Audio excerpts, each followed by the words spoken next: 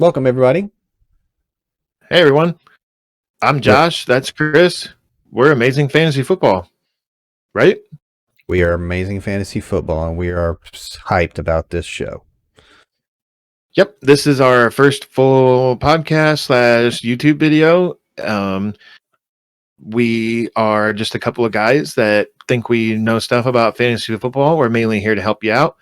If you want to, we also have a Discord thing. If you want to check us out on that, you can email us at amazingffb@gmail.com.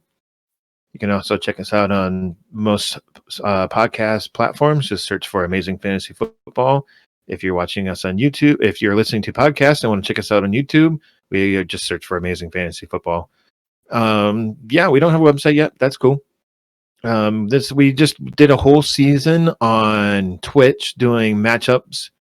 Like giving Weekly. player ratings based on that matchup and everything like that. And yeah, we're gonna move forward in this off season. Today we're starting with the Yahoo's top 24 preseason ADP and how those players ended up doing it this past season. And then our next show will be about quarterbacks. The show after that will be about running backs, wide receivers, and then we'll move on to some other stuff after that too. So for now, look for this show on those platforms. We'll think about going back to Twitch once the regular season, the 2021 season starts back up again. Maybe we'll pop in some videos here and there. Anyways, as far as the Discord server, if you want to join, like I said, you can email us at amazingffb@gmail.com. We're just trying to build a community. If you have some, say you need another man, you're one man short to fill out a 12-team league or a 10-team or whatever. That's the place that's the thing we're trying to do there. You can also look for advice from other guys that are in there too. I say guys because right now it's all males, but we welcome the females to join as well, Sure, and those that'll that change. identify as non-binary and all that sort of stuff as well. So yeah, all is welcomed as long as people are civil, right? Absolutely. Yeah, and I'll post, should be able to post in the description of the YouTube video the Discord link. Yep. Unfortunately, those get outdated very quickly. That's why I keep recommending people to just email us. That way you can they get expire, don't they? My apologies. yeah, Right. yeah, exactly. Even if you make it a non-expiring one, it still expires for some reason. That's why I just keep reinforcing people to just email, and that way I can just you have access to the email as well, but you can just pop in a quick link that way too. Gotcha. So a fresh link. That's what I like doing. Cool. Yeah. Anyways, so yeah, how you been, Chris? Doing pretty good? I've been good, man. It's another great Sunday morning. Yeah, finishing up the NFL season, winding up already into the fantasy off season. So I'm excited about these changes we're doing with YouTube videos, podcast, and posting more content. Yep. At some point, I'm guessing probably in the middle of summer. I don't know about Chris, but I will try and have like a top 100 for sure, maybe 150 as far as preseason ranks. Yeah, that's a lot, but we definitely gonna have some rankings. Yeah, because that's very usable, very actionable at draft time. I will guarantee that my rankings will not look like the quote unquote professionals because I disagree with them at times, and mine will be a lot different. I'm just warning people right now. I just feel like when you look at them all like side by side, and you're like they're all kind of similar and everything. I'm just like, this is terrible. Like, it'll be a breath of fresh air. Let's put it that way. Yeah. And I'll be wrong. I'll be probably more wrong than they are, and that's okay. I'm done with what?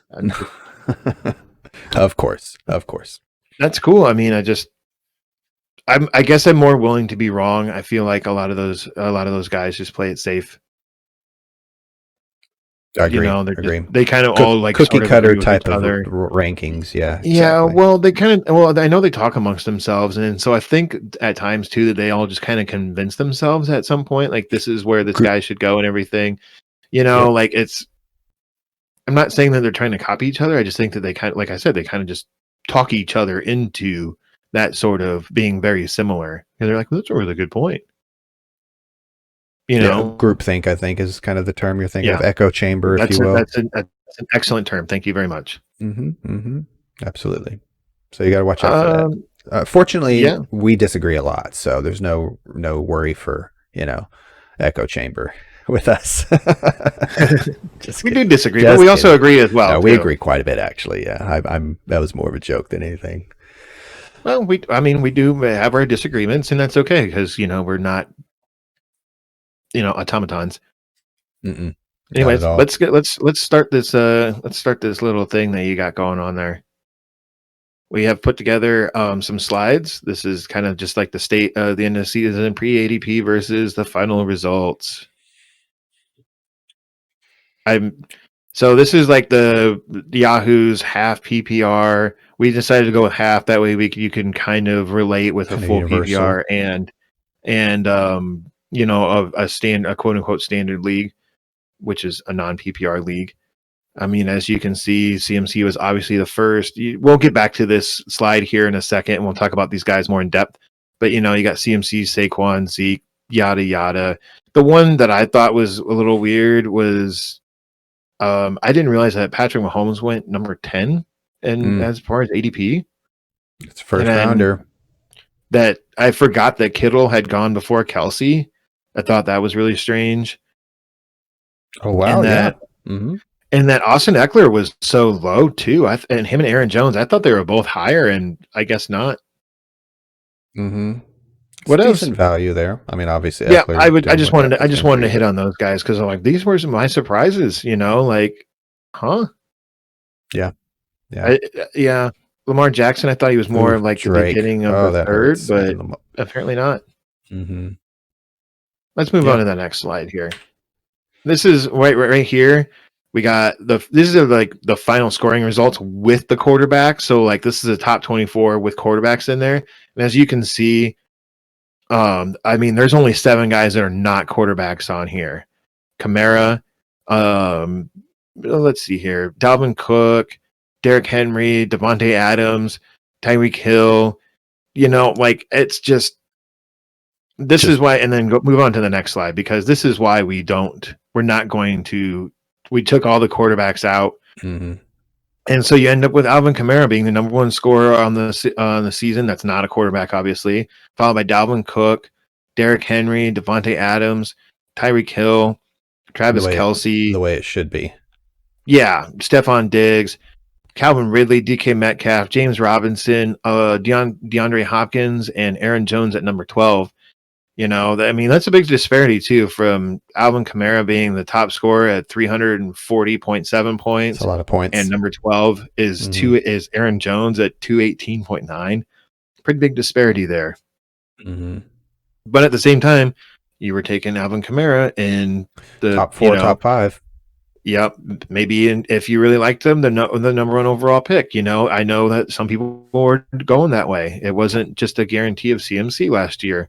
You know, Hindsight being 2020, obviously should have had Kamara him was the way above. to go, but Well, I'm just saying it should have had Kamara above Zeke. Duh, with well, hindsight yeah, being we'll get to 2020. that. We'll get to that. Yeah. Move on to that last Next. one. You want to do the 13 through 24? Yeah, we've got David Montgomery with 214 points. Onward down. Justin Jefferson, wow. Just cresting over 200 points with 212. Adam Thielen, his teammate. Mike Evans at 16. Allen Robinson at 17. Darren Waller. Jonathan Taylor, not too shabby, Mm-hmm. 19. He kind of saved his season towards the end there. CeeDee Lamb, I was surprised to see him ahead of Amari at 20. Yeah, me too. CeeDee Lamb. Keenan Allen at 21. Again, I felt like Keenan Allen was higher than CeeDee Lamb, but, some ups and downs in the season. Injuries, of course, also. Kareem Hunt at 22. Robert Woods at 23. And Josh Jacobs rounding out the top 24. Mm-hmm.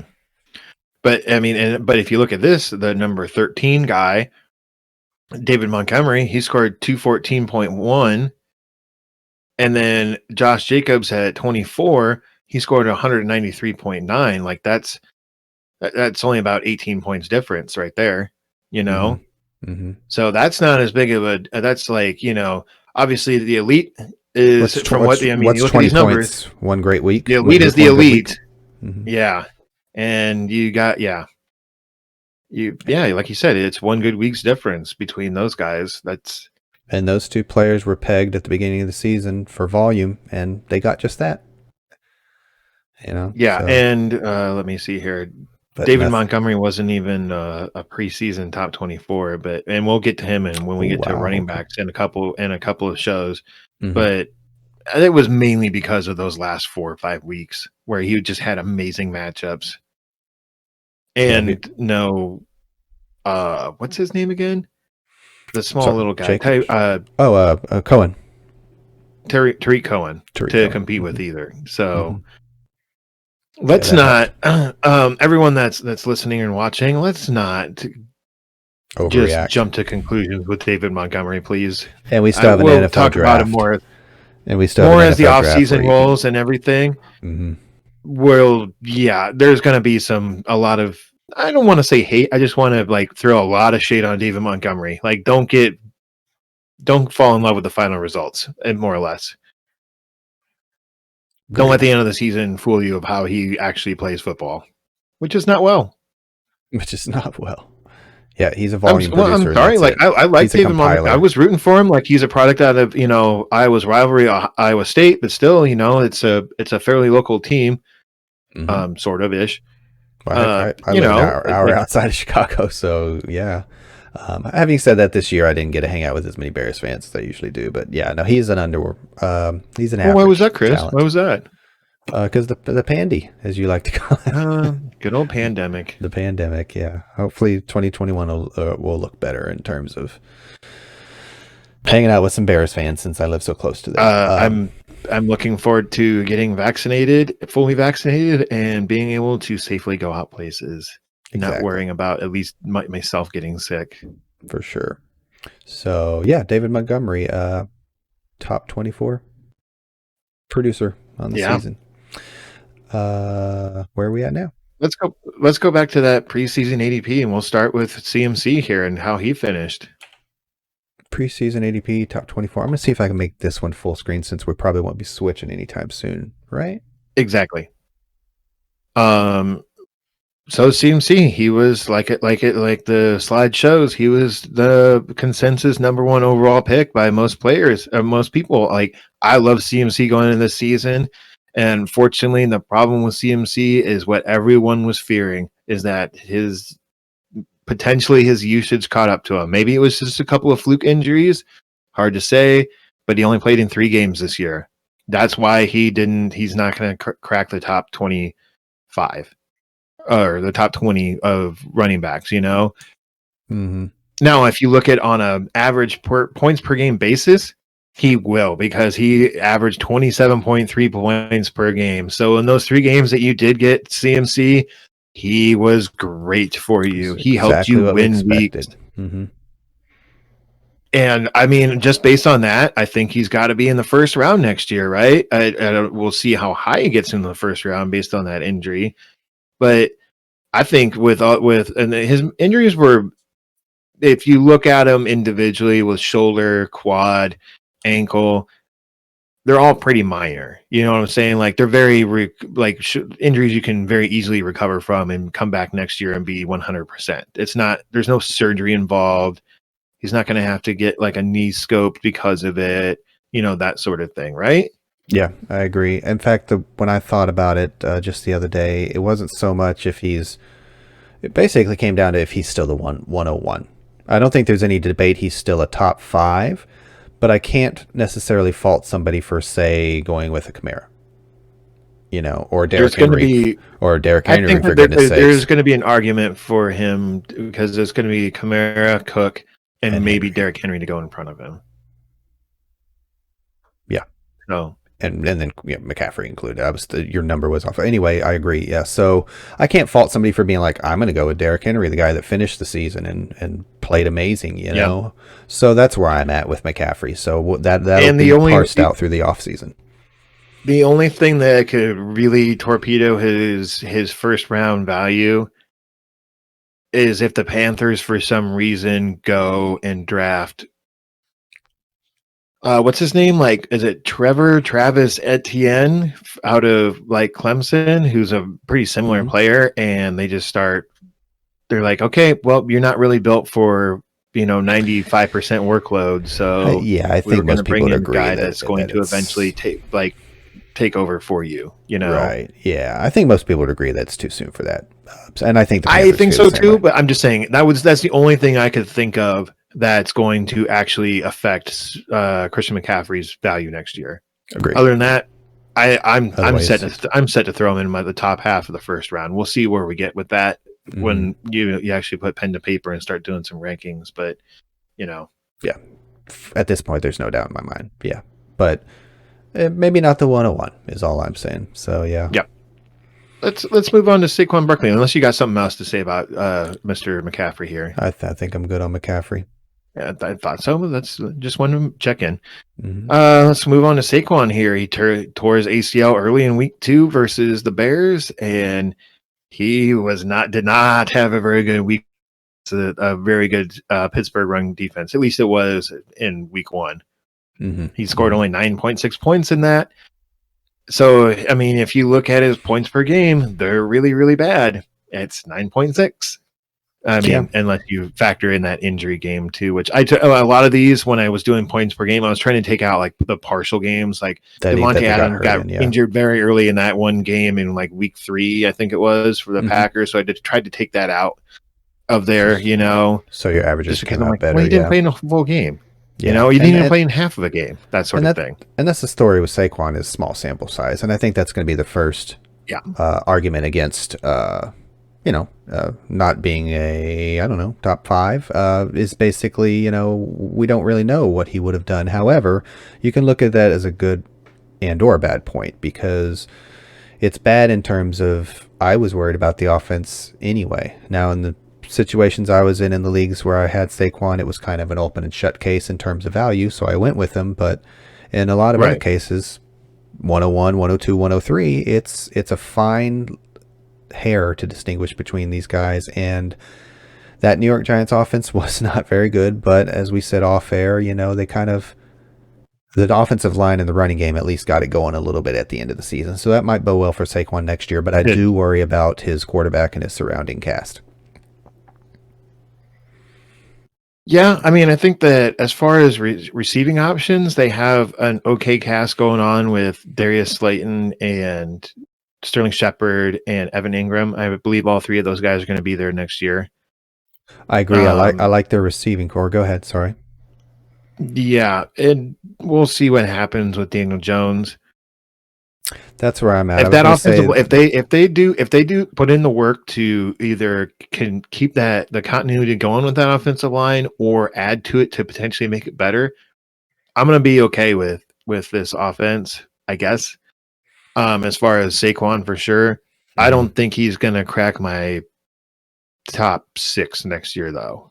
Ooh, yeah, Just okay. because We might be on the same this is the page then. second year in a row that he's had a major injury. Last year Hmm. was I believe it was an ankle sprain that they kind Yep. of mismanaged him with.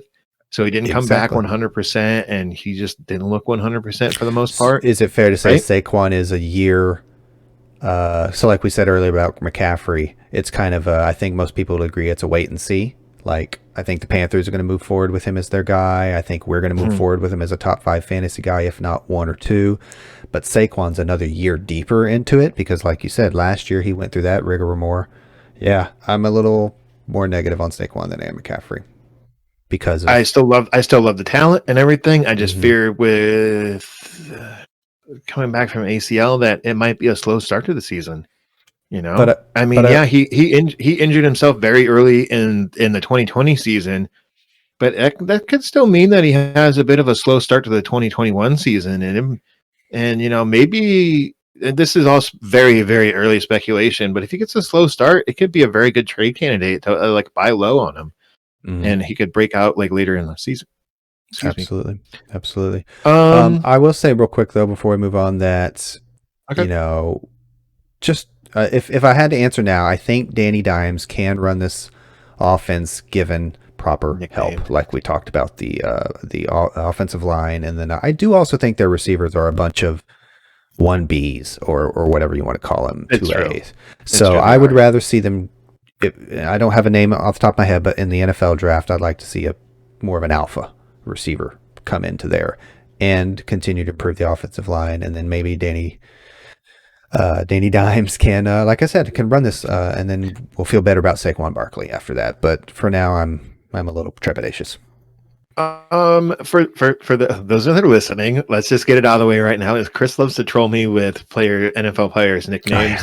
Oh, I'm very picky about which nicknames I do and don't like, and he knows which ones really just kind of stick in my craw. So when he says a nickname and you hear me go, I know he's doing it to get under my skin, and that's the joke. So Mwahaha.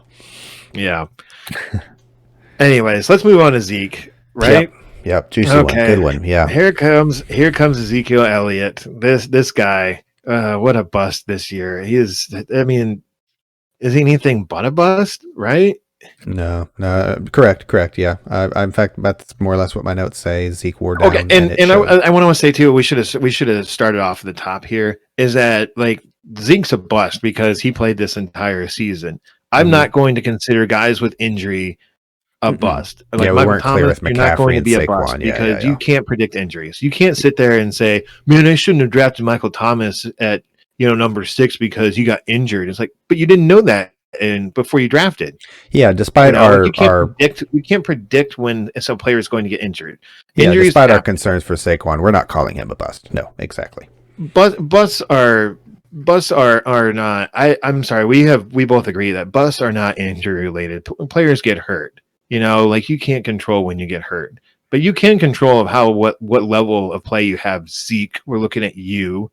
Whether it's because you're getting older or or like injury or whatever. Yeah, it's that fine line between injury and being worn down. Like it's all kind of part of the injury sphere, and you get more of those as you get older, and you get more of them as you get older and get more. It's a big snowball effect. So whatever combination it is with Zeke, it obviously showed. So just some notes that I have written down about Zeke is that the only game he missed this year was in week 15. So that's one game. If you take that game out and his other 14 games that he played in, because we're not basing this on 7 or 16 games because you shouldn't be playing fantasy football in week 17. He only scored 13.15 points per game. That's it. It's nuts. And I don't know about you, man, but I don't draft guys in the first round to be scoring 13 points a game. That's what I want out of my second or like on my late second, early third round picks, if not even later than that. You know what I'm saying? I'm not that. I especially don't want that out of my RB1 on my team. Which I know that can change as the season goes along and everything. Like say you drafted Zeke and you got James Robinson. Well, James Robinson is now your RB1, but it's just like that's why Zeke's a bust. 13 points a game. I'm sorry. Yeah, no. It's because of value. It's because of expectation. Now Zeke's season is a bit of a tale of two parts here. And weeks 1 through 5, he was averaging 19.94 points per game. So that's almost 20 points a game. But you know what happened in week 5? I bet you do, since you're a Cowboys fan. Dak got hurt. I don't know if that's he got hurt. Man, you can draw a line in Zeke's production of where it fell off, and it was Dak getting. I don't know if it was just coincidence or what. Maybe Zeke got a minor injury that we'll never ever hear about. Like he tweaked his hamstring or something. We'll never know. But after that he was averaging 9.38 points per game. That's a huge drop off. I'm sure his yards per carry over went down. 10 points a game. They also lost. Not immediately. Their offensive line started getting more banged up too. Yeah. Yep. So bad season. Yeah, we'll see where he ends up next year in preseason ranks, but you can look at that and you can just be like, well, Dak got hurt and blah, blah, blah. I'm like, yeah, but before that, Zeke was the one that was lifting Dak up. Are we talking maybe Zeke second round maybe next year? Yeah, we'll see how it goes. But yeah, you're right on the Dak thing for sure. Is things have kind of flip flopped. I think either, I don't know if it's the team or the league as a whole, but it's kind of it's a quarterback happy league. It's a pass happy league. The pass tends to be more efficient than the run. I think they maybe they saw the wear building up on Zeke, and a couple few years ago they started, and plus Dak just played really well. To be quite frank, maybe they didn't know what they Yeah. had, and they used to rely on Zeke to get that offense going. Now it's more or less flip flopped. So I think that's a great point, and folks My problem though was should realize it.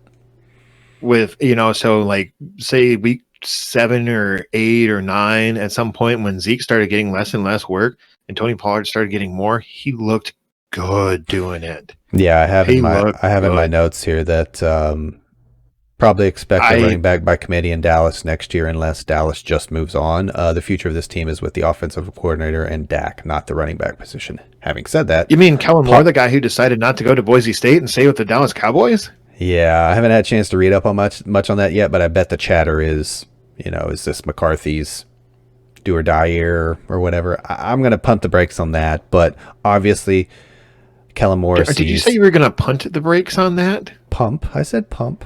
Oh, I'm like, you're just going to punt the brakes and just That would have been pedal the like, metal, like, wow, it's do or die. it's like football pun no matter what. I'm going to punt the Yeah. brakes. Gosh darn it. No, I'm going to pump the brakes on that just because I don't want to speculate. But yeah, obviously there's something with the job title and description and the pay that Kellen Moore wants to stay with Dallas. And he's a bright young offensive mind, and him and Dak get along well. And I think that's obvious. So the future lies with Dak being healthy, coming back next year, Kellen Moore, him working together, and Pollard looks like a perfect fit for this offense, quite frankly.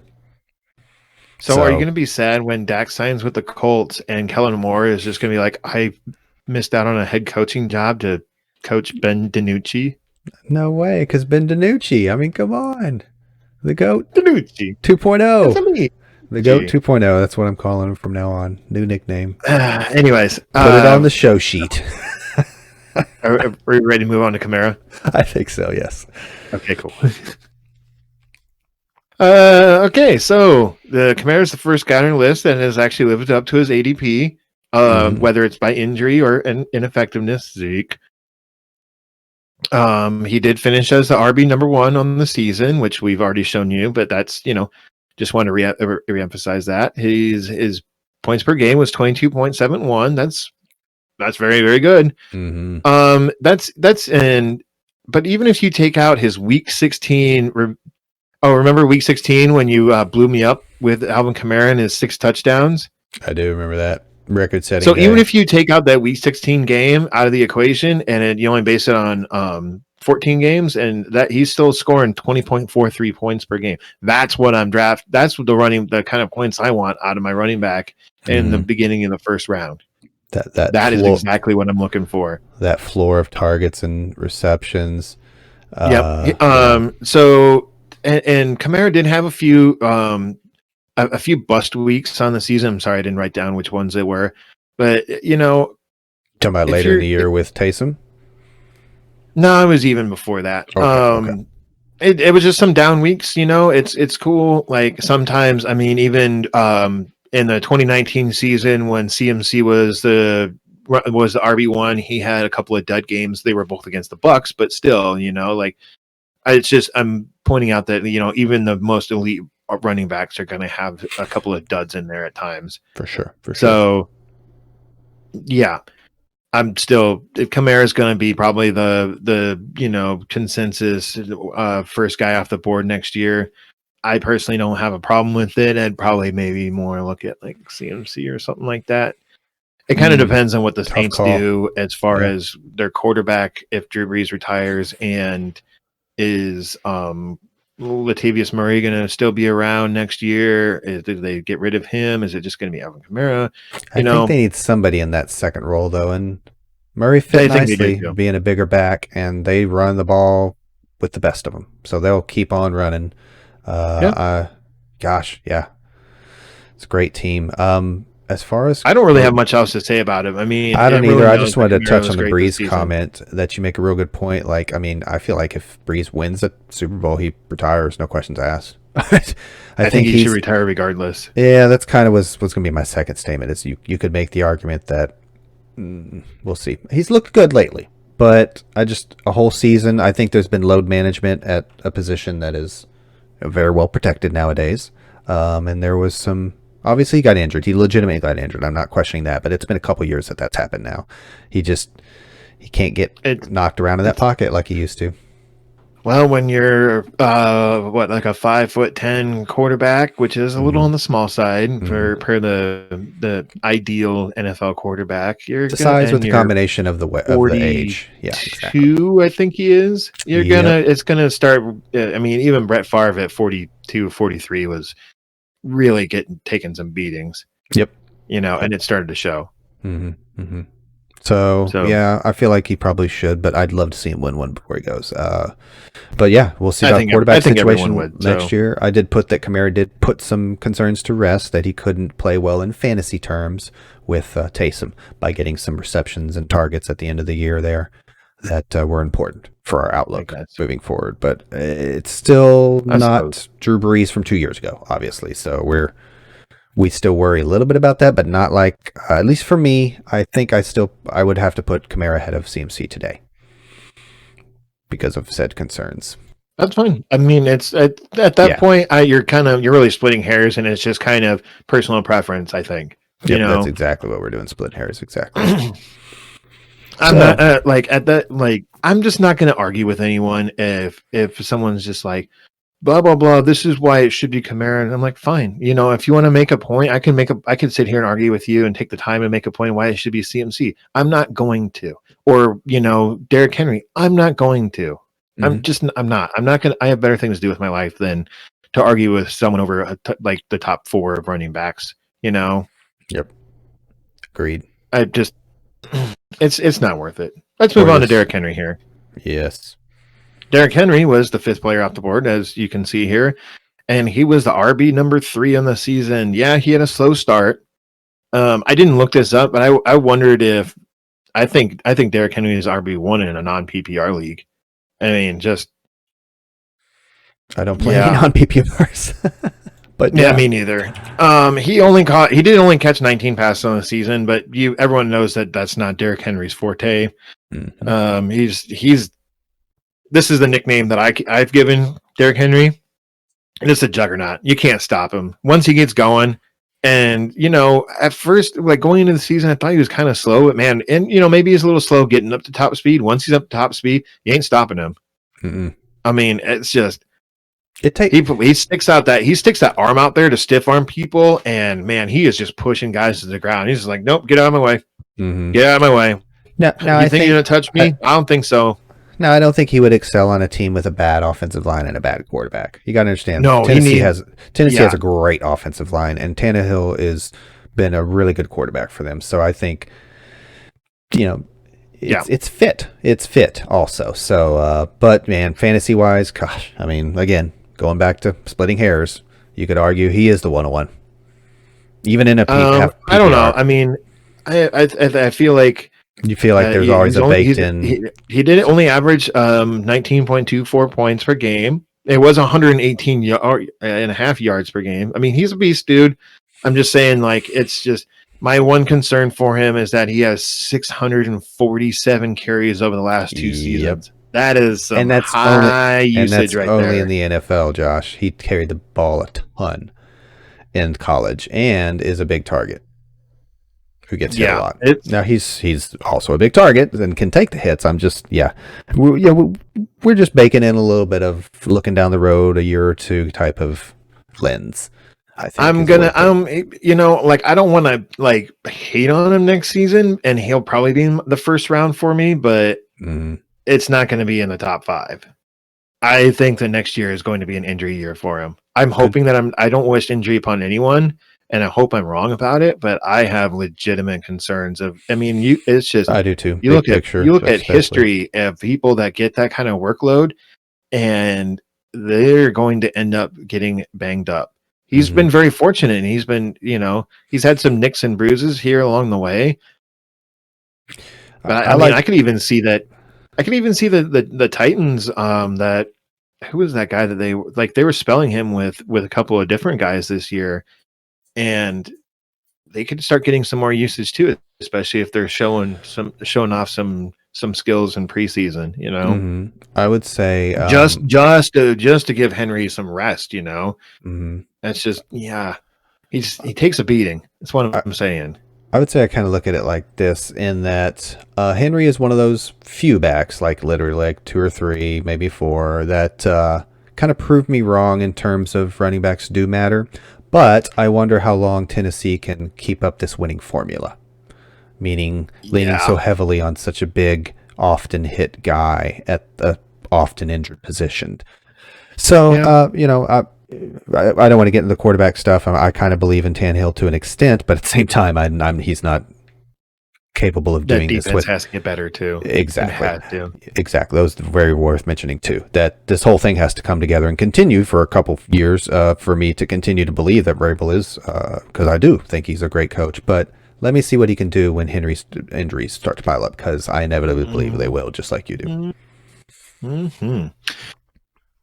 So yeah. Let's move on to Michael Thomas. Michael Thomas. Michael Thomas. I mean, First receiver off the board. This is a wasted season for Michael Thomas. He played in what do I have written down here? He played in 6 games. So he got hurt in week 1 with an ankle injury. Versus, I believe he was playing against the Packers in that game. I don't remember exactly. Yeah. He missed 6 games, and then 5 with. So he's missed 11 games. So he played in 4 games this year. That's not good. No. Hit double digits a couple times, but there's also the first game back. You're always trepidatious about what he's going to do. Yeah.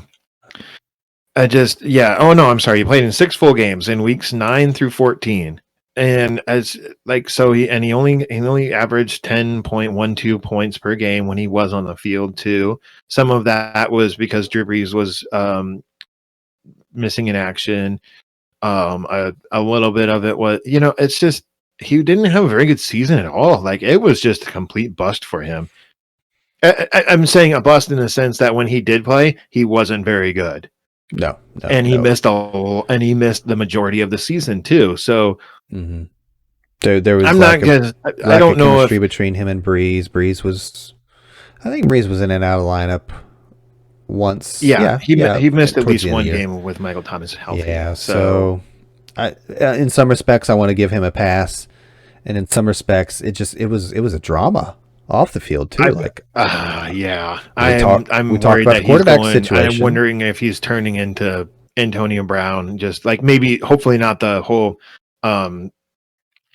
sexual assault thing, but just turning into a giant knucklehead of a wide receiver, knucklehead of a human being, really. But let's hope not. And I still would err on the side of definitely a uber talented player on a very talented team. But we did question the quarterback situation. We don't know what's happening next year, and I feel like Kamara's probably the one that's more safe, because they really love to run the ball and pass to the backs. And Thomas could be. We'll see what happens if they make the playoffs. And they they're in the playoffs. Oh, okay. And they make a run without Thomas. I mean, the bushes will start to whisper. That's what they say. So yeah. Well, I mean, it's a lot of wait and see with Michael Thomas. Wait and see on Drew Brees. Wait and see on how knuckleheady he gets. It's mainly Drew Brees, but still. Let's move on to Dalvin Cook here. He was the RB2 on the season. Man, great year. He only missed 1 game. I mean, he's missing this week because his dad just died, which, thoughts and whatever go out to you, Dalvin Cook. But he only missed 1 game with that groin injury, and I gave him points for that game too because he played in at least 2/3 of that game. I don't remember who they were playing up against, and then I don't have it written down here. But like like I said, I'm sorry, it was week 5 against Seattle. He still did manage 17.4 points in that game against Seattle before he went out with the groin injury. He missed the following week. The week after that was the Vikings bye week, and then he came back and he went bananas. Dalvin Cook did have 356 touches this year. Ooh, 350. Yeah. The Vikings ran him into the ground. Mm-hmm. I mean, just I mean, so that was 312 rushing attempts and 44 receptions. So 44 receptions, great. 356 touches for a guy who is very often injured in his career. For a guy we're surprised finished the majority of the year this year, we're surprised. He looked good doing it. Don't get me wrong. He looked great. He looked great. He did, but man, like he cut up some good defenses too. But man, if I'm a I Dalvin gotta Cook, remember that. if I'm a Dalvin Cook dynasty owner, I want to see that. I'm sorry, what was it? 312, 320 carries, 312. I sure would like to see that go south of 300. And I know some of that was just like more. He was doing so well, so why take him off the field? Like Dalvin Cook was working, so why not? Another part was that Alexander Mattison did miss some games here and there throughout the season too. So it was kind of like, okay, well, we run Amir Abdullah and Mike Boone out there, the guys who are mainly special teams players. They did, but yeah, it was those games that Madison missed. It was a lot more Dalvin Cook. Yep. So I think in an ideal world, they see a healthy Alexander Mattison. I don't think they wanted to use him that much. I think it was just exactly. He was dealing, and B, it was just like, well, our backup running backs right now are not very good, so let's just keep running them out there. He wants to run the ball, let him do it. Yeah. So hopefully they manage him a little bit better next year, but that's kind of the theme. Again, going back to splitting hairs, these guys have concerns baked in. And you have to address them. And with Dalvin, it's work, just like Henry. He's gotten a ton of work, a lot of miles on those tires. All right, we're on to the 8th guy overall per Yahoo's half PPR ADP, and that is Clyde Edwards-Helaire. Chris just said that I was probably going to rip this apart, and I'm gonna be pretty nice about this. CH is our second non-injury bust on this list so far. I was not into CEH preseason as far as where he was going. I mean, I'm sorry, 8th overall. Like, no. He is not a generational talent like Saquon was, or even you can kind of argue Zeke. His rookie season was amazing. So, like, if you draft him in the first round, kudos. Sure would have been happy. You know. He's just not one of those running backs that like everyone was just like looking at Damian Williams and then applying those numbers to CEH and probably even like upping them some. Or I mean, sorry, I meant like Kareem Hunt. They were looking at like Kareem Hunt's numbers from 2018 and being like, yep, that's who CEH is going to be. I'm like, Kareem Hunt is better than CEH. Like I like just eyeball test one guy versus the next, taking away the off-season skullduggery of Kareem Hunt. Like he's better than CH even now. And he's 3 or 4 years older than him. It's just So let's.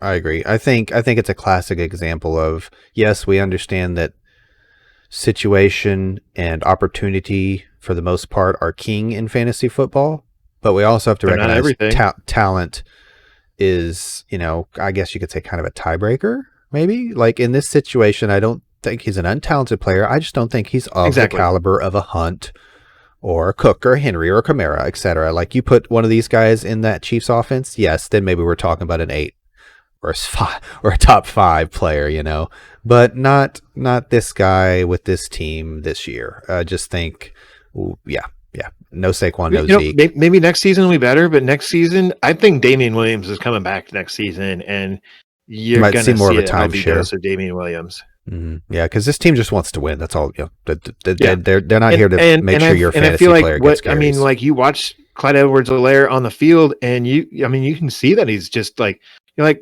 who is this? This guy was worth a first round pick, like No, I think I he don't know, like plays. I think he plays the receiving back role well for them, and it is a but they weren't throwing it to him all that much either. So it's just yeah, like, yeah. well, you couldn't bank on that on a week to week basis either.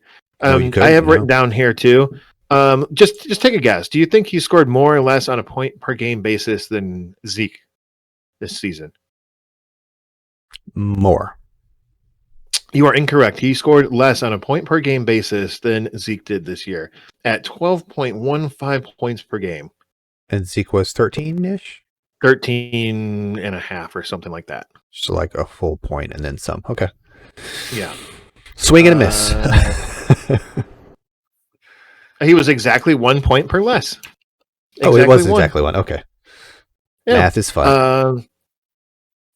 So yeah, Clyde Got Edwards another one for me? and I just wonder if the Chiefs are going to rotate backs. That whole thing last year with Damian Williams and Andy Reid never uses more than one running back all the time and blah blah blah. Damian Williams I think is that part of he's the reason shown that was working well in Philly because he had Brian Westbrook and then he had LaShawn McCoy. Thank you. Yeah. I don't think he's that way with the Chiefs. Damian that could also just be an Eric Bieniemy thing too. I mean, Damian Williams is one of the reasons that Helaire was overhyped, was because Damian Williams had such a strong season with the Chiefs in a feature role towards the end of especially in the playoffs, the real NFL playoffs. That is, he looked great. So recency bias, he's on the top of our memory. It was all a perfect storm for a freaking number 8 ADP. That was awful. Yeah, he's not going to be. Now, could CH be a first round talent next year, but being drafted in like the third or fourth? It's possible. I don't think it's going to happen, but it's possible. He could fall enough to be of value. That's possible. I'll put it that way. And we don't think that he's a non-talented player. We're just tearing apart this ADP because that's what we're talking about today. It's just it was a gross error. ADP versus final results. That's what we're looking at. Let's move on to Davante Adams, unless you got something else to say about CH. No, I'm good. Okay, cool. Davante Adams, the number 1 wide receiver on the year this year. And that was despite missing 2.5 games. Seriously. Yeah, dude. Awesome. I mean, you take Thomas out of the equation. So, like I said, he injured himself in week 2 and somewhere in the first half against Detroit. I think it was a hamstring that he hurt. And then other than his week 2 game, the week 2 matchup versus Detroit, in week 6 versus the Bucks and weeks 15 versus the Bucks, it was the only games that he had below 14.5 points on the season. It was a great year for Adams. To put into context how good his season was, he would have been the wide receiver 2 last year and the year before, the points that he scored. That's missing 2.5 games. Mm-hmm. So I was like, because I looked at his final score, which was like 287.3 points or whatever. Hold on a second, I can look it up here. It'll take me 2 seconds. 287.3 points. I was like, man, that seemed a little low. Well, right. Michael Thomas had over 300 points last year because he had a crap load of catches, a record number of catches. Well, his targets to be exact. Yeah, exactly. Record. And the year before that was Tyreek Hill in his year where he scored like 12 touchdowns and had 5,000 receiving yards in like 5 games. Mm-hmm. I'm joking, but still. Mm-hmm. Well, and the other thing with Michael Thomas to remember is keep in mind, yes, we all realize he's a possession receiver. We all realize he's a at times short yardage, at times an extension of the run game. He'll get the tough yards. Are we sure that is a limitation of Drew Brees, or is that also a limitation of Michael Thomas? Like we don't depend on I think it's both. Exactly. I think it's a good fit for the offense. However, we've again keep coming back to questionability of Brees moving forward. So big picture with Michael Thomas, I don't know if he's the talent that a Davante Adams is, or of course Hopkins is getting up there a little bit. Obviously, Julio's up there. So just all I'm saying is it's worth mentioning those kind of elite level receivers right now with Michael Thomas that he may not be in that category in a year or two. I don't know. It's concerning. I think it's the yeah. Anyways, do you got anything else to say about Adams? No, just I mean he's probably I the was gonna number say, one receiver. I looked at those notes. I'm like, wow, I can really hit the talking points there. Try not to toot my own horn too much there, but I was just like, No, wow, you're good. really... You're good. This is a back and forth show. I'm listening to your points, and if you made all my points for me, then I'm happy. It's kind of hard to make more, right? Yeah, exactly. Let's move on to Patrick Mahomes, the first quarterback taken off the board.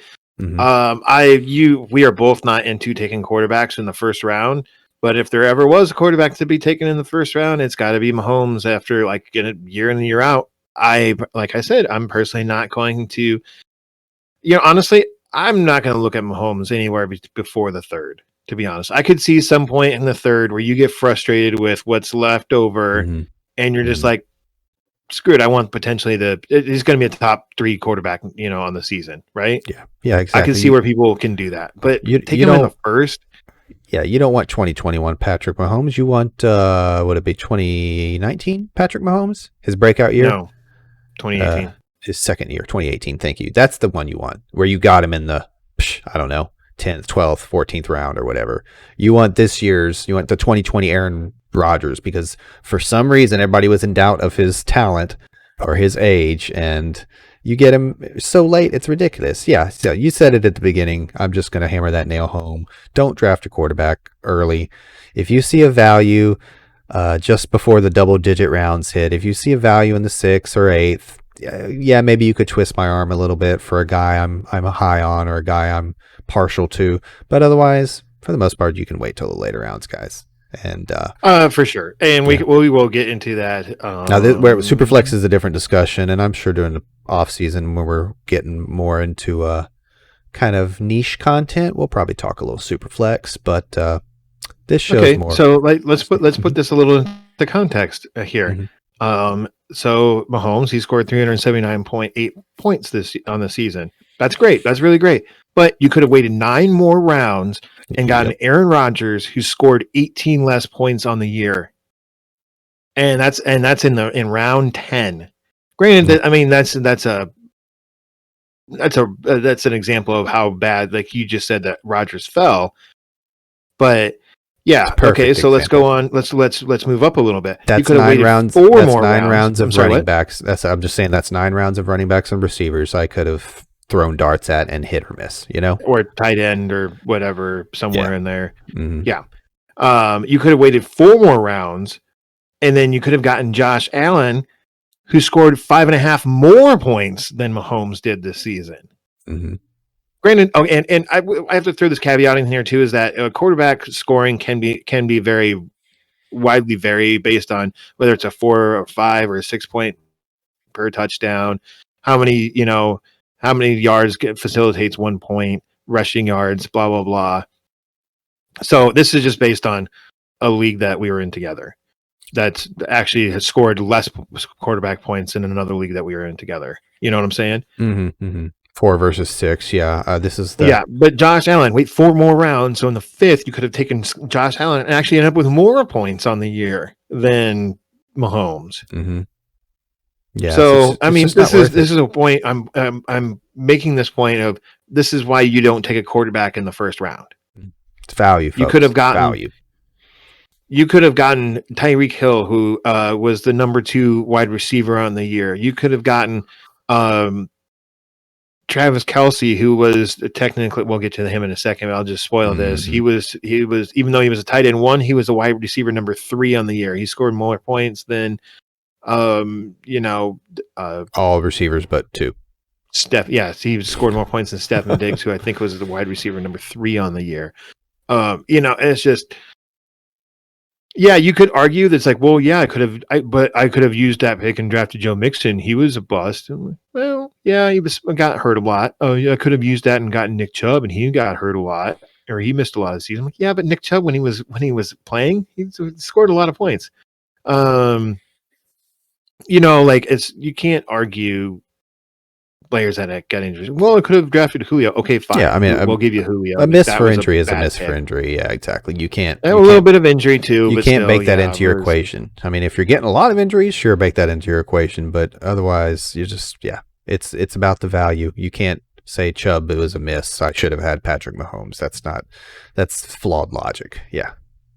I hate it when people do that. Me too. Recognize the value. That's why I wanted to list a couple other quarterbacks. That was just like, so you actually could have found value later in the. And recognize at the end of the year when you won a championship, your highest scoring player was your quarterback. That doesn't mean you won a championship because of Patrick Mahomes or Kirk Cousins. It just means that, your quarterback scored the most, because they always do, because the scoring is flawed. Yeah. Like we started out at the beginning of the show, your quarterbacks are going to outscore the majority of all the other positions. Yeah. It doesn't mean the you quarterback have to get the number best quarterback. 15, yeah. who was like Jared Goff, I believe, barely scored. Like Stephon Diggs, who's the wide receiver number 3, barely outscored Goff at quarterback 15. Jared Goff, he's not very good. Mm-mm. And I don't think anybody's going to argue that. Yeah. Well, maybe his fan. mom, Mrs. Goff. That's a good point. We apologize, Mrs. Goff. He's a wonderful man and an upstanding quarterback. Yes. Well, let's move on to Joe Mixon. Mixon, another rough season for him. He only played in 6 games. He had a rookie quarterback and a really banged up and inefficient offensive line. Mm-hmm. He did average almost 15 points per game at 14.85 points. That's better than Zeke. That's better than CEH. That's in the games that he did play. You think I might have gotten a couple more starts in if they would have been playing for something, if Burrow was still healthy? Maybe. I doubt it. I don't know. Hard to say. A lot of that average though is pretty inflated by a 39-point outing versus the terrible Jacksonville Jaguars. So I'm looking forward to next season. Joe Burrow's going to be back. The offensive line, was really banged up again this year. This is 2 years in a row. I hate to keep making this point for Mixon, but the guy's talented. He really is. He deserved the contract that he got in the offseason. He's just had a menagerie of really bad team around him and some injuries that has really kind of hurt him 2 years in a row. I'm sure his ADP will take a hit for it next year, and I'm glad it will, because I will be ready to steal Joe Mixon next year. I would say that's all I got to say about him. It is frustrating knowing, because I'm on your side in terms of I do believe he's a talented player. He has been surrounded by bad teams. The team finally gets better around him. At least that's what the sample size showed us, this several game sample size. And then he gets hurt, and it's just like, what could have been? However, he's a sell high for me so quickly next year. I assume he'll be healthy coming into the year, as most players, usually are, given, barring a training camp thing. And I expect this offense to be good because I believe in Burrow. I believe in Mixon's talent. I love their receivers. And they're going to come out guns a-blazing. And I tell you what, if you didn't draft Joe Mixon in any leagues we're in, Josh, I might be selling you Mixon high in the first few weeks of the season. Oh, I don't trade for players on their peak of their value. I'm sorry, that's just not. But you can see how. To be fair, I don't draft a player to trade players, but you can see what I'm getting at with Mixon. He's right in that value area where I'm like, I'd rather take a different chance. I'd rather see if I can move up. Obviously, everybody would rather have a Dalvin Cook or a Kamara, but I'm just saying I worry about his injury history. And we're not doctors. And I know we've kind of touched on McCaffrey and Barkley. Yeah, right. I just, something about him worries me in terms of health and whether he can be what they need him to be. Right. Cool. But he's fallen. Let's move on to Tyreek Hill. Yes. Mr. Tyreek Hill. Tyreek the Freak, because he is freaky fast and good. This has been a different kind of season for Tyreek Hill. And I mean this in a sense that he was a wide receiver 2 this year. Last year he was a little banged up, and so was Mahomes. So his final finish took a hit because of that. Like I mentioned earlier, He was a wide receiver 1 in 2018. That was Mahomes' breakout season. This season, but in that season, he was real boomer bust. Like he had some okay weeks in there too, but it was a lot of really big games and then some like bad games. You know what I'm saying? Mm-hmm. This season, though, he was a lot more steady, but he was steady in the sense that he was scoring like 18 to 20 points a week, Yeah, but that I'm sorry, I didn't write down what. Oh yeah, I did write he was consistently hitting about 20 points a week. So yeah, that's how he ended up as number 2. I don't believe he missed any games with injury. I think Devontae Adams just had a couple more blow up games than he did to make up for those games that he lost. Mm-hmm. Kind of like Dalvin Cook, actually.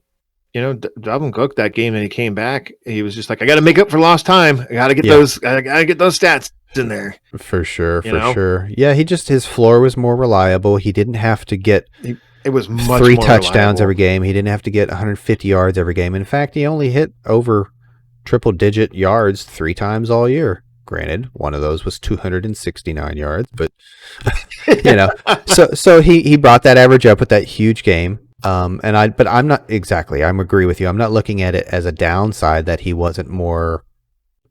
I love it though. I love it that he's more consistent. Yeah, and I saw him catch the ball in other parts of the field, which obviously he'd done before, but he seemed to do more regularly across the middle and just more plays where it's expanding upon his route tree, where he's more involved than elsewhere, and he's more consistent with his target numbers, which is real big in PPR. Yeah, because who'll convert him. So I'm down with Tyreek Hill he's going to be like a top 3 wide receiver for me. Yeah, let's say him or Devontae. He's got to be one. Who's the one? Him or Devontae? Because it's not Thomas, and it's not Hopkins. It's probably not. It's not DK yet. No. DK is going to be up there for me just based on talent alone, dude. He's so good. He's not your one, and he's not even your 2 probably. So it's got to be. No. I know we said at the beginning of the show we do like to go against the grain, but some things are just cut and dry. I only go against the grain when I probably still go Devontae. I'm not doing it just to do it. I probably still go Devontae. Let's move on to Chubb here. Sound good? Got it. Chubb's season was slightly derailed by his week 4 MCL sprain. I actually wrote down a different injury, and then I was like, oh yeah, he sprained his MCL? I believe it happened earlier in the game, so I'm going to kind of take that game out of his whole equation here. Mm-hmm. This was also the same week that I think Austin Eckler got hurt, and I was just like, you got to be kidding me. Anyways, let's take that aside. Okay, so despite missing 4.5, we'll call it 4.5 weeks of play, he still outscored Kareem Hunt on a point per game basis at 17.86 points per game versus Kareem Hunt's 12.99 points per game. That's like I said, Nick Chubb. He's good. When it good.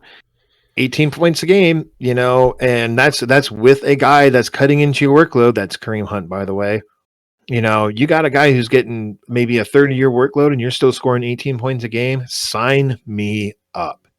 Maybe not like a top 5 running back for next year, but he's definitely worth the first round pick in my eyes.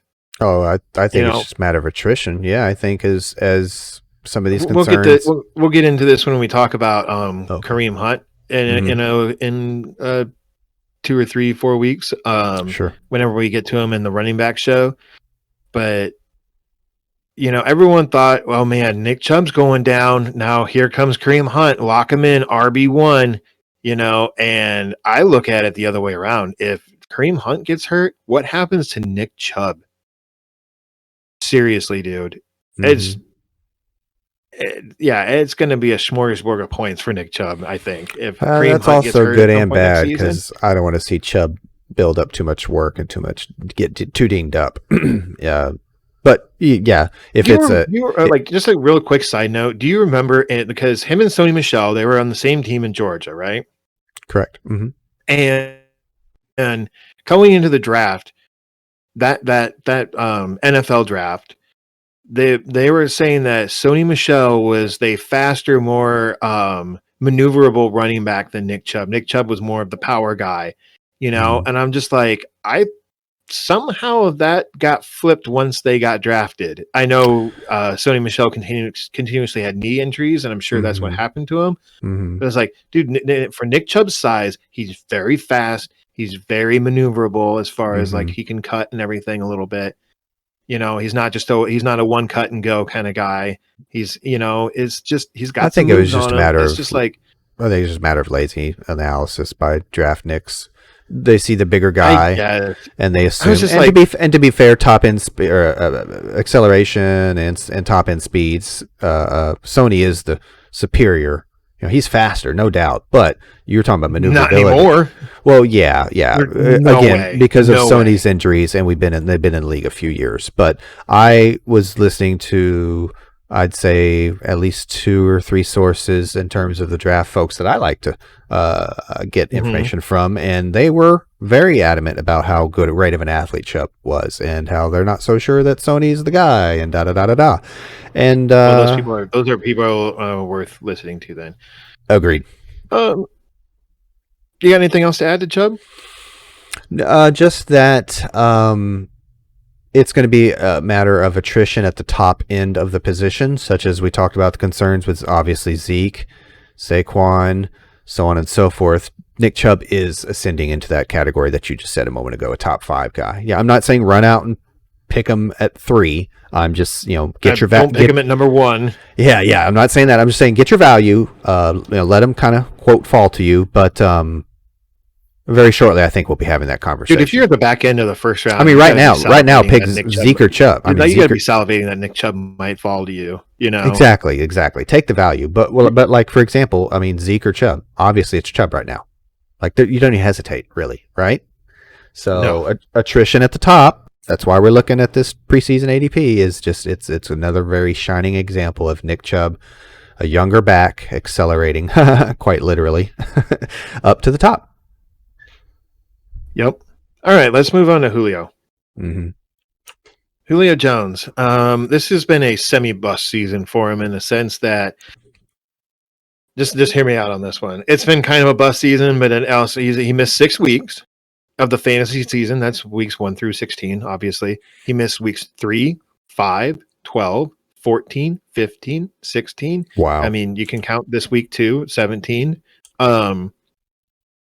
He also left early at I think it was 2 more games. So he really only played in 7 or 8 full games.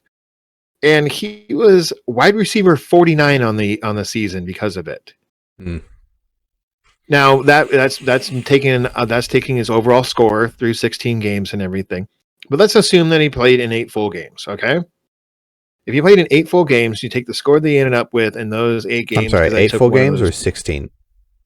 What? 8 full games or 16? And we'll assume that he played in 8 full games this season. Gotcha. Okay. That he averaged approximately 14.65 points per game in those 8 games. That's not exactly what you were looking for with a wide receiver number 3 coming off the board in ADP. Yeah, that's not Julio-esque. Yeah.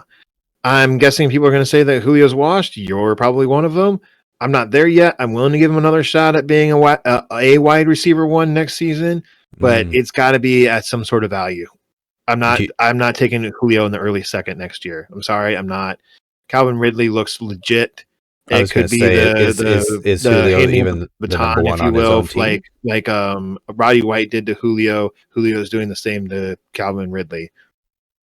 I had my doubts with Ridley, especially in the beginning of the season. It was just like but maybe it's just recency bias, but he's looked very good playing without Julio this back half of this season. Latter half, exactly. That is fair to say. Yeah. So you're definitely not reaching for him. You're excited about the value he can get. You're holding out hope that he can still be a wide receiver 1. It's got to be value though. It's got to be like 3rd round or so. Like I'm not. We'll see how it shakes out next year. And like you loaded up at running back. It can't be the beginning of the 2nd. I can't be taking him as a top 5 wide receiver. That's not value right there. Would you? So if we're talking like a 3rd round value for somebody you hope still has a wide receiver 1 upside, would you take him as your wide receiver 1? Would you go running back Julio? No. Okay, so you feel more comfortable with him as your 2. Yes. Okay. With wide receiver 1 upside. Okay. I think I You got agree. anything else? No.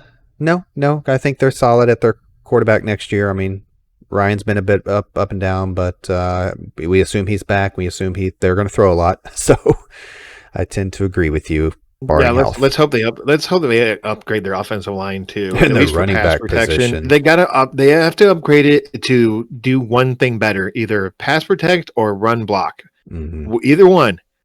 Get one thing going well. And frankly, with you got Calvin Ridley there. You'll have Julio back again, for some whatever crazy reason they get rid of Julio. Mm-hmm. And then they have some ancillary weapons that are okay. I mean, they still have Hayden Hurst, and at times Russell Gage has flashed. Olamide Zacchaeus has been okay at times when Julio's gone down or Russell Gage has gone down or whatever. So I mean, there's hope there for those weapons, but that offensive line has to get better, and frankly, Matt Ryan has to play a little bit better than he did this year as well. Yeah. Let's move on to Lamar Jackson. Sound good? Great. Cool. Lamar Jackson. He missed only one game this year, and that was Week 12 versus Pittsburgh, and that was COVID related. I believe that was the big Week 12 Ravens COVID disaster, or one of their COVID disasters. It was, yeah. Lamar Jackson did not really look as good this year as he did the previous year, where he was the league's MVP for whatever reason. I'm not really sure why. Sorry, I'm not a big Lamar Jackson fan. I know you can be, but yeah. While everyone was talking about how he didn't look as good this year, or he looked so much worse this season throwing the ball, and I'm one of those guys.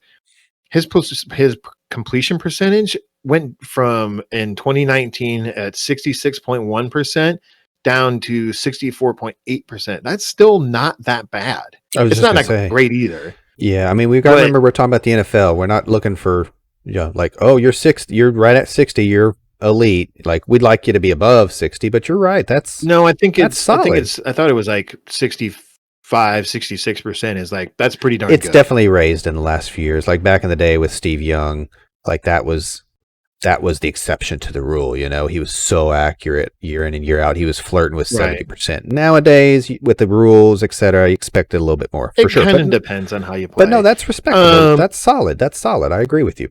Yeah, which is weird because if you would watch Lamar Jackson this year, he looked terrible. Mm-hmm. Mm-hmm. I don't know, man. Growing pains, I think. Throwing pains, you got that right. Yeah. No, he'll be all right, I think. But he did throw for almost 500 less yards, and what was that total? Do you have that? It's fine if you don't. And he ran for 131 less yards, and mm-hmm. he had one less touchdown as far as throwing, I believe, this year. He did finish as a QB9, but that's not good this is another reason why you don't take quarterbacks early. Exactly. Because what if they bust on you? What if they're not as good as they were the year before? You're drafting him to be at the peak of his value in the second round. Mm-hmm. Maybe not Mahomes, because who knows what Mahomes can do from year to year. He could throw for 65 touchdowns, and you could really put Mahomes is the exception of the rule, I guess. If you're worried to take a quarterback early, it's him. It's no other quarterback. It's certainly not Lamar Jackson. It's not. Don't do this to yourself. Well, I wouldn't blame somebody after this year for feeling that way, for sure. But we'll see next year with Superflex and stuff. But yeah, you could put the record on repeat for these first, I don't know, 3, 4, 5 quarterbacks. Just don't take them this early, guys. But we were just hammering down the difference between Lamar this year versus last year for sake of, yes, super flex, yes, single quarterback if you get a value, if he drops, and then, of course, what it means to the weapons for Baltimore. Yeah. That's pretty much all I got on him. He just don't take quarterbacks that early. What if they bust? That early? I believe he can still return to MVP form. And I think he showed some flashes later in the year. That's just me. But that's They're gonna what's have to get. They're gonna have to fix their offensive line and B, get him some better receivers too. there's absolutely some more factors weapons. for sure. There was some factors besides just himself for sure. But it'll be interesting to see how it plays out next year in terms of me and you being kind of polar opposites on that opinion. Big term, long term. That's fine. Whatever. It's my opinion, and then you have yours, right? Yep. Here's a guy next. A couple of our favorite of ours. George Kittle, Mm-hmm. Iowa Hawkeye alum George Kittle. Go Hawks. He only played in 7 games this year, so that's unfortunate. When he did play, he had over 20 points a game. And I'm sorry, excuse me. Mm-hmm. He did have over 20 plus points a game, and he had a game over 20 points and a game over 30 points, but every other one of his games was single digit fantasy points. Mm-hmm. Now, some of that, and to put bit of a quarterback revolving door. It's just under 13 points per game, yes, and it is a quarterback revolving door there. I don't know what they're going to do. The Niners are going to do a quarterback next year. I almost feel like a vet comes in. I'm sure that Kittle's going to be highly drafted next year, and people are going to say a quarterback doesn't matter for a guy that talented. It does when you're comparing him to a upper level running back receiver or obviously a Kelsey. Again, yeah, we're splitting hairs for a reason because we need to. As the offseason progresses, we'll have rankings and whatnot. That's what that's for. But yeah, I don't think he's he's not a first round pick. I don't think you're splitting hairs between Kelsey and Kittle. Not after this year. Kelsey has Patrick Mahomes. Not after this year. That's what I'm saying. Is I'm agreeing that given the 13-point average, given the quarterback revolving door, given what we know now moving forward, he might still be the 2 at tight end, but he's definitely not a first round pick, and he's not on the same level as Kelsey because Kelsey has so many guarantees where Kittle has variables. So it stinks to say unless there's a number 2 option on the Chiefs that emerges over Kelsey or whatever, someone guy that pushes Kelsey down on a pecking order next season, which I don't see that there being that guy on the team. Because I don't see him bringing in a receiver of that talent or running back or tight end or anything to supplant him. Yeah. No. But also with 49ers, I will say this. I absolutely believe in the coach. I absolutely believe in the organization. I think they're talented across the board. And sometimes you can get a free agent quarterback to come in and be the right fit for a very good team. And whether we're starting that quarterback in fantasy or not is almost irrelevant. It's what it does for Kittle and the other offensive pieces. I don't have a veteran off the top of my head, but I mean, if you tell Andy Dalton he has a chance to start, or throw some other quarterbacks in that group that I've done a 180 on Garoppolo. I do not think he's going to work out. I think it's a foregone conclusion at this point. So what do you do as a team that's in it to win it right now? Gosh, maybe I don't know. Like I said, I don't have a ton of veterans off the top of my head, but that's what I see them going for. Not necessarily a rookie. Yeah, I don't know how many quarterbacks are moving on from their starting position that are of any value, that are any for a team like that. Like, Garoppolo, you know what I'm saying? Like, so, Kyle Shanahan's come out and he says, we don't need an elite level quarterback to run my offense or whatever. It's like, fine, here you get Sam Darnold. Then you want Sam Darnold? You want Jimmy Garoppolo? Which one do you want? I think I'd take Darnold. I don't know how I feel about that, but I'm casting my line. That's mine. Interesting.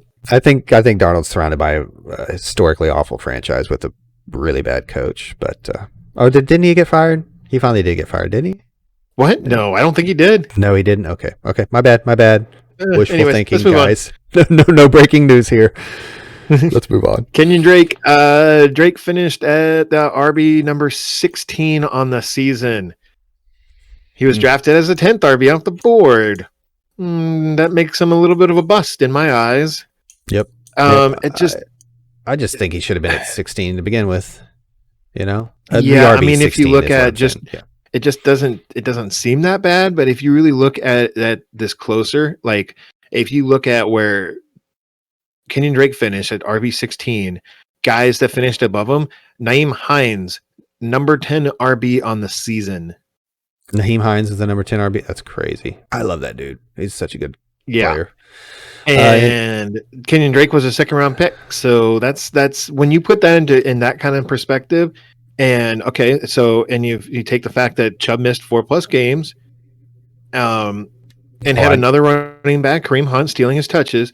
He still outscored Kenyon Drake by 9.8 points. Yep. Yeah. Well, you know how I feel. I think Edmonds is the more talented player in that backfield. And I'm just glancing at this preseason ADP. I can guarantee you I had Sanders, Eckler, and Aaron Jones and Jacobs all ahead of Drake. All of them. Just not my guy. Too. And I do have a bit of I am a bit partial for Edmonds. I don't know why. I guess I just like him in full PPR, and I don't know. I just don't like Drake that much. So I guess by default, I don't think Edmonds is going to be their primary running back next year. It's going to be him and someone else. So, and it's not going to be Kenyon Drake. Yeah, and I'm not saying on a soapbox saying Edmonds is a what's the term I just blanked, Josh? A bell cow. But neither is Drake. So no. And I knew that. I hope other people see it now. Let's move on to right into another running back. Yeah, good. Okay, yeah, Josh Jacobs. I had Jacobs as well. Like just in my own, like you actually like make out a list. I just have like a mental list, usually preseason of guys I like better than others. So I have written down here. I'm like, I remember in the preseason when the professionals, the guys who get paid to do this, speculated that Jacobs was getting more receiving work. Well, they were right, and he did get 13 more receptions this year and 72 more receiving yards. He had 174 less rushing yards and three more rushing touchdowns. All good to be RB number 9 on the season. That's not bad. Being drafted as the 11th running back off the board and finishing at 9, yeah, we did pretty good. We did pretty good, folks. We as the fantasy football drafters.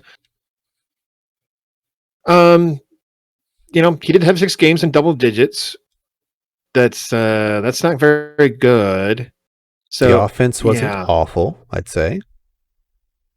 Yeah, that Raiders team has to do something different. They have to. Yeah, that's kind of why I was leaving it open-ended for a moment. I was like, the offense isn't horrible. The defense is. And there's still question marks around the quarterback. Now, I would like to put it to you this way. Can we compare the talent, just talent, not necessarily fantasy value, but the talent of 3 players, Josh Jacobs, Kenyon Drake, and Montgomery? Like, where are you at? I mean, is Jacobs clearly on the top? Yes. Okay, I agree with you. But he's still I feel like very much dependent is more talented than Montgomery, but Montgomery has done more with less. So maybe he is more talented than Kenyon Drake. Maybe we're wrong. Yeah, maybe you're wrong. Could be. Well, we'll see soon enough, I think, especially this year. So, yeah, I think Jacobs is just a talented guy, nothing too crazy, not a Hall of Fame or anything. That's in a situation where he's crazy talented, but I think he's a very really solid running back on a bad team. But on a bad team where he's getting volume, so he's producing. Yeah. But I agree, you change a couple things. Like I'd like to see an athletic quarterback or just a different quarterback. Throw to him more, for goodness sakes. He can do it. I mean, him and Waller make a great, Yeah, I don't think that's Gruden's thing. I don't think he's just down with throwing to the running back out of the backfield. He used to with was it Charlie Gardner with the Raiders back in the day? Sure. Was there? I don't know. He caught the ball plenty. But no, you're right. It's a bit of other guys catching it too. So, but yeah, I think that's it for Mr. Josh Jacobs. Let's move on to Travis Kelce and let's make this one pretty quick. I think we can do that. I didn't write down any of his stats. He's the hands down tight end 1 on the season. He blew every other tight end out of the water. Like tight end number 2 was just not even close to him. It was at least 40 or 50 points. And Travis Kelce had on the tight end too. It might even been even more than that. Like I said earlier, if he was a wide receiver, he scored enough points to finish as a wide receiver number 3 on the season. So I think the only question is he a first-round pick? To me, next year, yes, he is. I assume back into the first, right? Yeah. Okay. I agree. Just So that positional value is just too valuable. when you have that guy, when you have a guy, even if he had outscored the tight end number 2, like say Kittle played all this entire season and he ended up with 20 less points, then I still want the amount of points that Travis Kelce has scored in the last 2 seasons. I am down with taking him in the first round and having my tight end being and think about it this way too. Mm-hmm. If you have a top 5 wide receiver in your tight end slot, then don't take away that tight end prefix there and just look at it as I'm getting 15 to 25 points from this guy every single week. Yep. Yep. And on top of that, he's in a position where I can only start one. And while you're like, well, that's a bad thing. No, because now it's increasing the value that he has because everybody else can only start one too. Yeah, sometimes you can flex one, but nobody's going to do that in their right mind. I like to look at it like this. You talking just made me think of this. Look where Patrick Mahomes' ADP was. That's where you take Kelce at 10, 9, 8, 12, That's right in that area. saying. You just, That's where you just take, do it. And you, like we said earlier, you could take your quarterback around 10 or 12 or 9 because the position of value you're going to get from this guy is far and away it's just the opposite of what you're getting at quarterback. It's the literal opposite. Do it, it's folks. True. Barring injury. Let's move on to Hopkins here. Yep. If memory serves correct, DeAndre Hopkins, his value was really kind of suppressed, but just by switching teams. If he would have stayed with the Texans and the Texans wouldn't have done that, just dumb trade to trade him to the Cardinals, I think DeAndre Hopkins might have been like sitting and flirting with the first round, not in the back half of the second. You know what I'm saying? Yeah. I think it was. I think you said it best. It just depressed his value, just because the unknown. We didn't know everything about Kyler that we know now, and kind of hard to blame folks. I think I might have been one of them. I was a little worried about age, switching teams. I was like, maybe the Texans know something I don't. Haha. Don't ever say that about Bill O'Brien. Don't ever. Advice number 1. Don't ever second guess yourself when it comes to Bill O'Brien. DeAndre Hopkins, he was drafted as the wide receiver 5 off the board, and he finished as the wide receiver number 6. That's not bad right there. Like, that's, we got it right again, folks. I was just going to say, that seems like he ended up right where he should have. Honestly, I feel like he should have ended up a little higher, but not Mahomes. Kyler Murray had a little bit of a dip in Murray got hurt, played through it, and whether it was hurt or whatever happened to him there. He did injure his shoulder, but he kept playing through it, and they kept saying it's not his shoulder. That's not why he's playing terrible. I'm like, yeah, okay, guys, we know, right? Okay, so he only had so Hopkins, he had 6 games in double digits. Some of those games were in that lull of Kyler Murray there, but he did have 4 above 20 points. So there was some ups and downs, but overall, you got to be pretty happy with drafting Nuke. Like I said, he ended up as wide receiver number 6. You really can't be unhappy with that. Yeah, sure, you had some weeks that you were kind of beating your head against the wall, but you'll have that with a lot of players, So that's really all I got on him. Do you have anything else to add? Really? I think we nailed it. Cool. Let's move on to, and a lot of this, folks, too, we'll probably go into some more depth. And when we do individual positions, and we're not just covering, I'm looking forward to having that extra time to really dig down deep on, a handful of players. Aaron Jones, he was drafted as the RB12, and he finished as the RB number 5. What? Yep. I didn't say anything yet. I was just saying that's perfect. Like I was like, I'm like, what? RB number 5? How the heck did that happen? Because it didn't seem like. So he had 6 games under 12 points, but he did average 16.84 points per game. And he missed. I'm sorry, he did miss week 7 and 8 too. But that's kind of what Aaron Jones does. He usually misses a couple weeks on a season. I feel like kind of like with Tyreek Hill. Instead of having those boom bust games, he kind of leveled off a little bit more this season. Unfortunately, unlike Tyreek Hill, he leveled off a little bit lower as far as points per game, like his average game, than what he was scoring like last year. Because, like, if memory serves correct, Jones had like a big 40-point game versus Detroit in like week 3 or something like that. but that was the only game that he had an absolute explosion, whereas like last year he had like 3 or 4 of them, and then he had some duds in there too, you know. Mm-hmm. So that's really all I got on Aaron Jones. I don't know if I want to draft him as a number 5 running back, because I don't know if he's with the Packers next year. Ooh, that would stink. I mean, didn't he just hold out for another year or to get something up front? No, I hope he's not gone for at least for fantasy. Oh God, I just punched my mic. I hope he's not gone for fantasy's sake.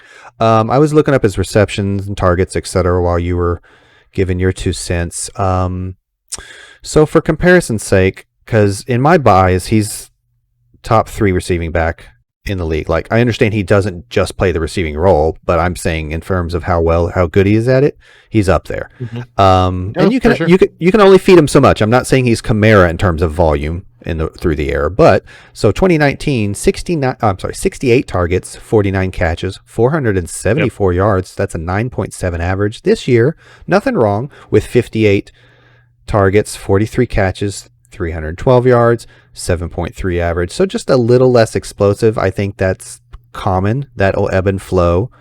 But I just think he's talented. That's not that bad of a dip, though. No, that's what I'm saying. I think it could still depend on 50 to 60 catches. That little average will probably go up. Maybe a couple more touchdowns through the air. I don't know. He's a really talented player, and I think he's going to be up. He's creeping up there with. He's still behind Chubb, but he's creeping up there in my brain. Okay. Mm-hmm. Let's move on to Austin Eckler. So another guy that got injured. He missed significant time. I believe he missed 7 weeks with a hamstring injury. Mm-hmm. I thought it was something more significant than hamstring. Continue, though. What's that? I thought it was something more significant than hamstring, but continue. I'm almost positive it was hamstring. Okay, like Nick Chubb, like I said earlier, he got injured in week 4 and really kind of screwed my team. Oh, I'm sorry. He missed 6 games. And he did end up with a little over 15.5 points per game. So not bad. Definitely worth of a second round pick, especially late in the second. Your running back that and he's probably your RB1, maybe your RB2 in the second round, probably more like an RB2 for me in the way I draft. You're getting a 15 plus points per game with your RB2. Heck yeah, man. Like, would you rather? Okay, so to put this in perspective, so DeAndre Hopkins, he was averaging 14.99 points per game, and he would have been your wide receiver 1. But then if you would have taken Eckler, he would have gotten he would have missed a lot of time, so he would have kind of torpedoed your season a little bit. But you're getting 2 guys that are scoring. Say you got. I don't know what it would have been. It would have been like maybe Kamara, and then you come back around and you grab Eckler. Like that's not a bad matchup right there. A bad combo. Mm-hmm. Saying that Eckler, assuming he played every single game this season, was scoring about 15 points a game. Not bad. Sure, yeah, right? Especially you consider his receiving work. Like you put him in a full PPR. Yeah, Kamara and Eckler on the same squad. Psh. Oh yeah, dude. I'd be all about it. Heck, I think I had that at the beginning of. No, you had Eckler in that league. Never mind. But yeah, and so I also have written down here too, like, and it's actually a pretty good point, is that all these running backs that were not, what's his face, Kalen Ballage, mm-hmm. Justin Jefferson, what is his Jackson? name? Justin Jackson. Justin Jackson. Thank you. I knew it was an alliterative. And Joshua Kelly, those guys weren't very good. So unless they're going to keep Kalen Ballage, which they very well could, as kind of like a thunder to Austin Eckler's lightning, I'm not seeing a whole lot of threat to his workload next season. You know what I'm saying? Oh no, not at all. No. Ballage will be the complement. He'll be the second guy. We've never approached Eckler as a 90% snap share guy. He's always been. He's always been. Yeah, he gets the majority, but not that majority. He's efficient. He's kind of a CMC light, if you want to put it that way. I don't know a better descriptor, but I love the player. I love him in fantasy. You put him in a PPR. You get some upside there with Herbert even maturing more. Oh yeah, I Health, love Herbert. obviously, across the line. That means Eckler's health, Herbert's health, the offensive line. He's a really good player, so that might creep up again for me. Him and Aaron Jones, I'm becoming higher on as far as backs for next year. But yeah, I love Eckler.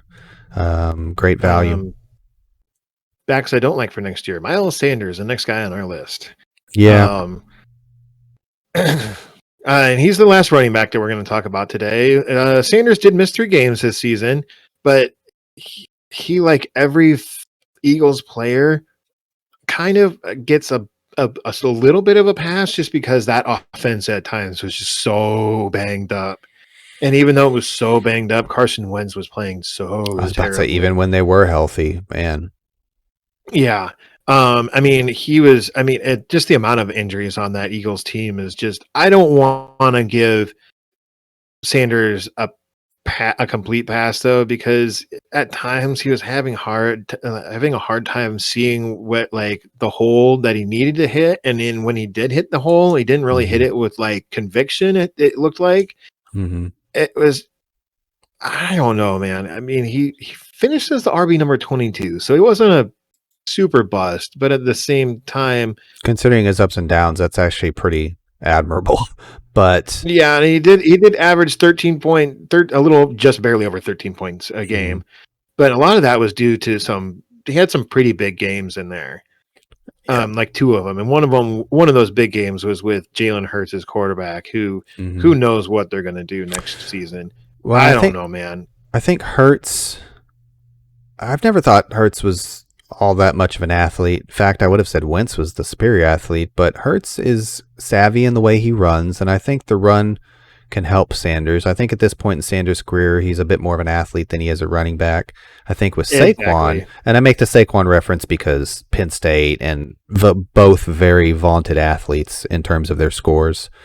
Saquon had Saquon's a much better running back than he, you exactly, know. and Saquon had a little more bulk, has a little more bulk too. That helps, but the bulk and the Mhm. fact that just Saquon's more instinctive runner than Sanders appears to be. Doesn't mean it won't turn around for Sanders, but I'm a little apprehensive when it comes to the offense as a whole. I still don't believe in Hurts, but we'll see what happens there. I think if you're Philly, the way you move forward with that situation is that you have a rookie quarterback that's super cheap and you have a veteran that's costing you a lot of money. But what do you more or less, you don't count the rookie contract because that's next to nothing. Hmm. And you're just like, okay, so we have $20 million sitting, on 2 In the quarterbacks. position, yeah, Okay. nothing wrong with that. I don't think you get rid of either one of them. That's me, You let him compete then. unless you're gonna get a haul for Jalen Hurts, which you're not going to, don't get rid of him. Keep them No. both, Yeah, I would you probably know? agree with you. That's not the sexy option, but I think that's going to be what the prudent option will be. Yeah. And you're saying let him compete? Yep. Okay, I probably agree with you.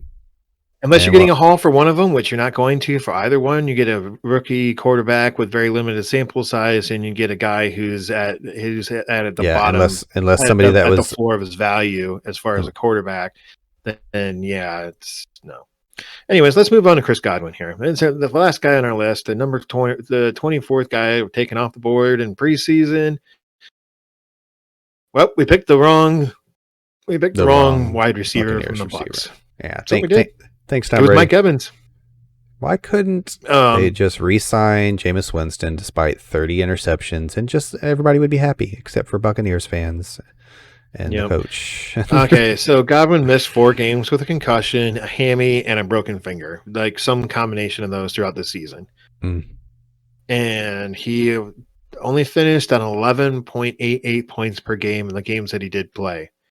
So whereas Evans averaged 13.83 points per game, I would have guessed Godwin going into this 2020 season as Brady's favorite target, being a hmm. slot, like probably one of the most talented running backs or wide receivers he's ever played with. Yep. But it ended up being Evans. And oops, we got it Oops. wrong. Yeah. Okay. Yeah. I mean, Evans has the size, not that Godwin is a small guy.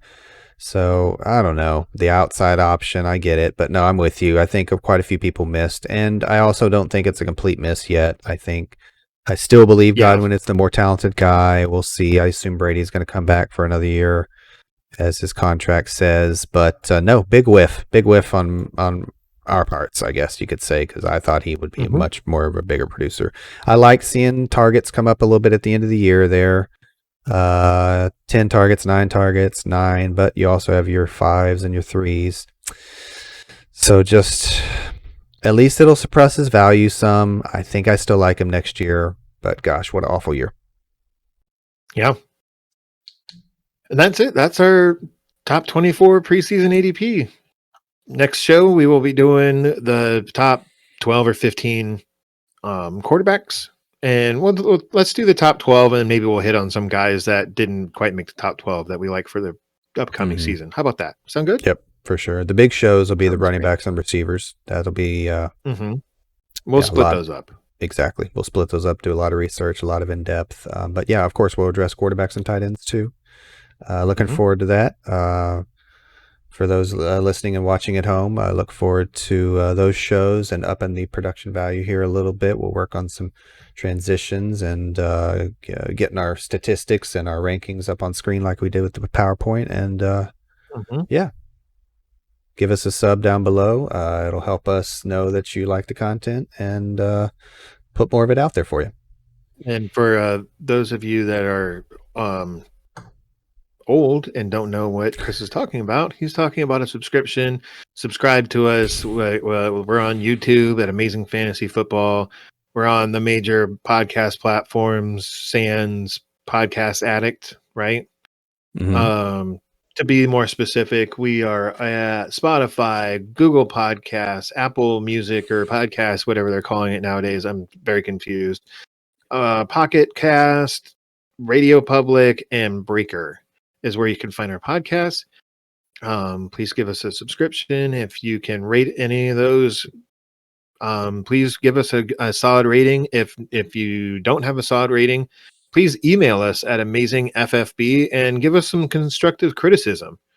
You don't like what you see, you don't like what you hear. Let us know. Let us know how to fix it. Just don't say that we're terrible and not give a reason. That's just being negative and just hating with no absolute any reason to back it up. And you can also email us to get in on our Discord server, where we have just a general chat and a fantasy football channel on there too, to just chat. We're hoping that we can get enough people in that we can start people can start building leagues off of fellow fantasy football enthusiasts that they meet there.